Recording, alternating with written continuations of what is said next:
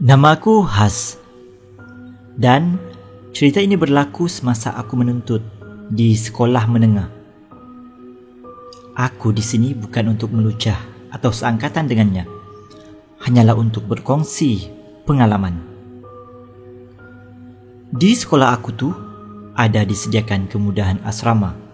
Oleh sebab rumah aku pun agak jauh dari sekolah, aku berhasrat untuk memohon penempatan di asrama tersebut. Seronok jugalah bila dapat tahu yang permohonan aku tu berjaya. Yelah, dapat tinggal dengan kawan dan mengeratkan silaturahim. Aku masih ingat petang hari Kamis tu aku sudah mula kemas barang dari rumah nak dibawa ke asrama. Aku tinggal di pantai timur.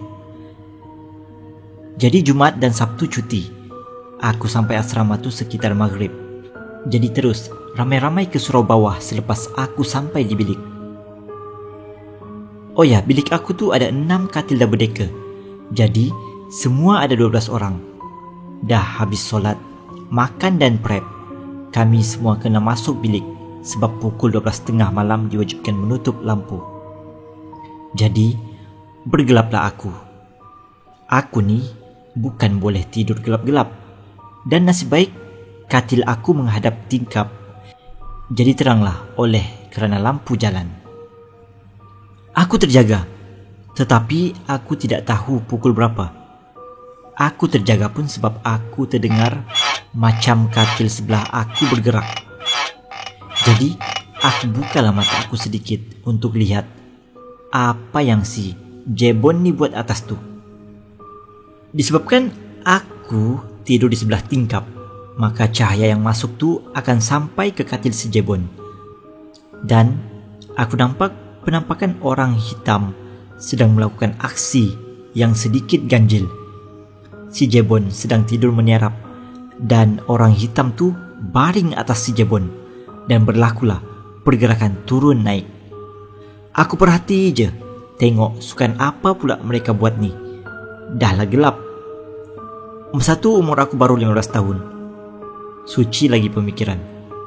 Aku malas layan, jadi aku tidur balik. Pagi tu hari Jumaat, lepas sarapan aku tanyalah Jebon. Weh Jebon, kau apa sal semalam? Kau bergurau dengan sini ke apa?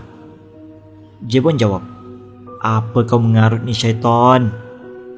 Kau lah ajak orang tidur sama dengan katil kau. Dahlah katil atas. Kang, nanti kemek orang dekat bawah tu kalau runtuh.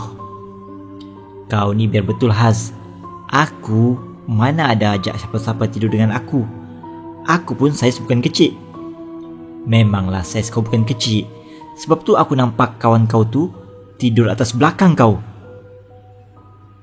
Jebon jawab, ish, jangan main-main. Aku bangun tadi memang sakit belakang aku. Lepas tu aku rasa lain macam.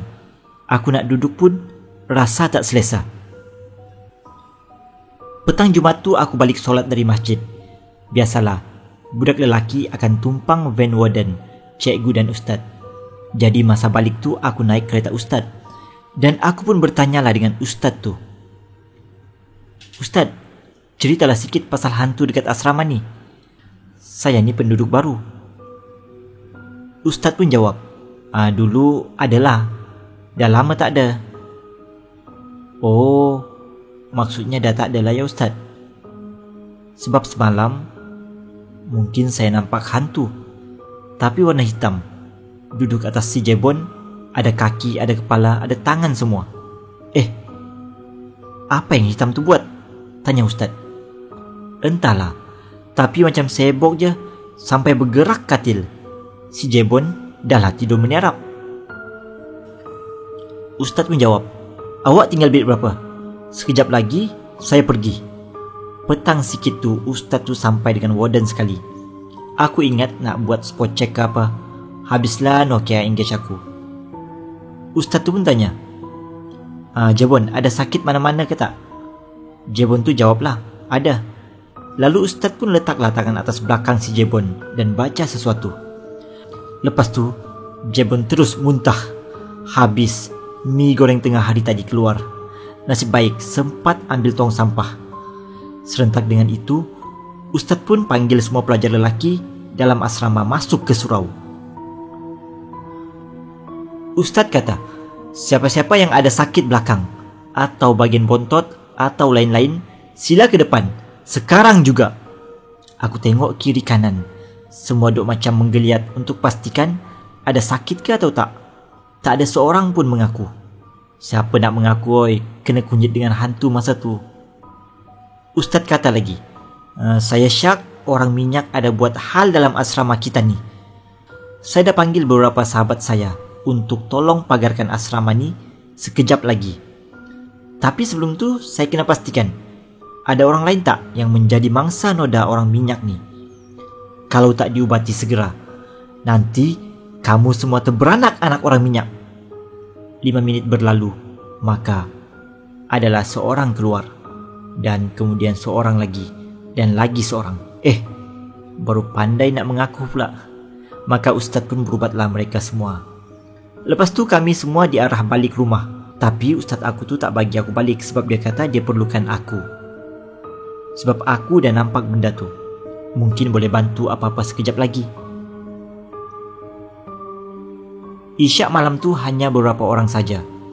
Aku, Ustaz dan beberapa rakan Ustaz. Lepas tu mereka terus ke kawasan asrama dan tabur beberapa benda yang aku pun tak tahu apa. Apa yang aku nampak, mereka ada pegang pokok pisang dengan kain batik. Aku ikut saja. Dan tak lama lepas tu, ada bunyi benda jatuh dari tingkat 2. Apalagi, berlari kami naik tangga untuk tengok benda apa yang tergolek tu. Ya betul, jangkaan anda semua. Yang tergolek jatuh itulah orang minyak. Hidup-hidup aku tengok dia. Aku fikir hendak lari je masa tu. Dahlah aku paling kecil. Kan tak pasal-pasal aku dinodai. Sadis oh. Ustaz dan rakan dah mengelilingi orang minyak tu. Suruh aku keluar dan tutup pintu. Tapi masa tu otak aku tak berfikir waras. Aku tutup pintu tapi aku dekat dalam lagi. Jadi aku menyaksikan perlawanan epik 4 lawan 1. Orang minyak memiliki kelebihan luar biasa. Boleh melekat dekat dinding. Lidah kalau jelir sampai pusat. Tapi tak pakai pakaian apa-apa. Tapi semua tu tak berkesan untuk Ustaz dengan rakan. Sekali tiup dah reba orang minyak tu dan bangun balik. Dalam setengah jam juga baru orang minyak tu tewas.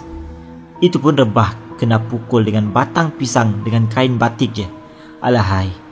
Lepas tangkap tu Ustaz terus macam menyembelih orang minyak tu dengan batang pisang dan meraung-raung orang minyak tu sambil memohon keampunan umpama baru lepas solat hari raya. Selepas disembelih, orang minyak tu tersadai dan tak lama lepas tu hilang bersama asap tebal. Besok pagi terus aku kemas barang aku dan keluar dari asrama.